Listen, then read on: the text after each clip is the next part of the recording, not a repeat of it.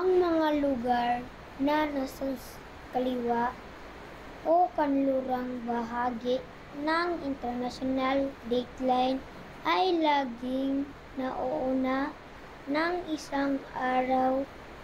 sa mga lugar na nasa kanan o silangang bahagi nito. Halimbawa nito ay kung ang oras sa Maynila ay alas 8 ng umaga sa araw ng Martes, ay alas 8 naman ng gabi ng Lunes sa New York, USA,